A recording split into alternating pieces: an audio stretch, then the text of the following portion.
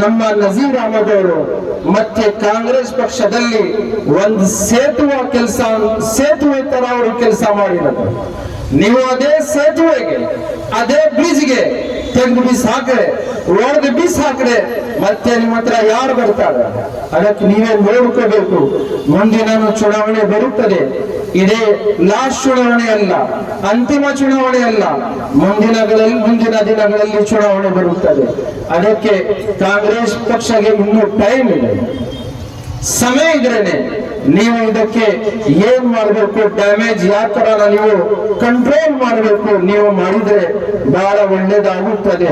ಈ ನಮ್ಮ ಧರ್ಮಗುರುಗಳು, ನಮ್ಮ ಮುಖಂಡರು 2023 ಚುನಾವಣೆಯಲ್ಲಿ ಬೀದಿ ಸುತ್ತಿ ಮನೆಗಳಲ್ಲಿ ಹೋಗಿ ಅವರಿಗೆ ಕಾಂಗ್ರೆಸ್ಗೆ ವೋಟ್ ಹಾಕಿ ಮತ ನೀಡಿ ಅಂತ ಹೇಳಿ ನಾವು ನಿಮ್ಮ ಪಕ್ಷಕ್ಕೆ ರಾಜಕೀಯಕ್ಕೆ ಅಧಿಕಾರಕ್ಕೆ ಬರೋ ತರ ಅವಕಾಶ ಮಾಡಿಕೊಟ್ಟಿದ್ದೇವೆ. 92% ವೋಟ್ಸ್, ಮುಸ್ಲಿಂ ವೋಟ್ಸ್ ಕಾಂಗ್ರೆಸ್ಗೆ ಬಿದ್ದಿದೆ. ಈ ಸಂದರ್ಭದಲ್ಲಿ ನೀವು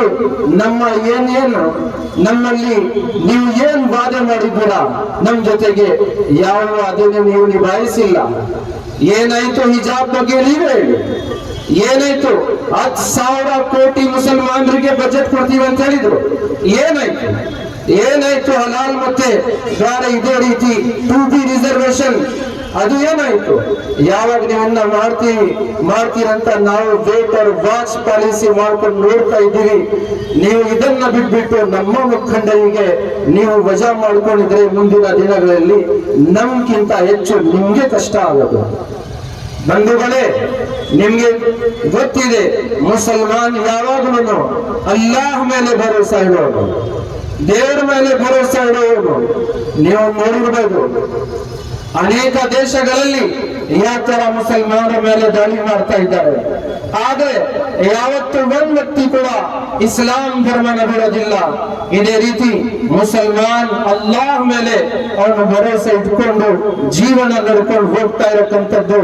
ಆ ಸಂದರ್ಭದಲ್ಲಿ ಯಾರು ನಮ್ಗೆ ಎಚ್ಚರಿಕೆ ಮಾಡೋಕ್ಕಾಗೋದಿಲ್ಲ. ಇದೇ 2 ಮಾತುಗಳನ್ನ ಹೇಳಿ ನಮ್ಗೆ ಅವಕಾಶ ಮಾಡಿಕೊಟ್ಟಿದಂತ ಎಲ್ಲ ನಮ್ಮ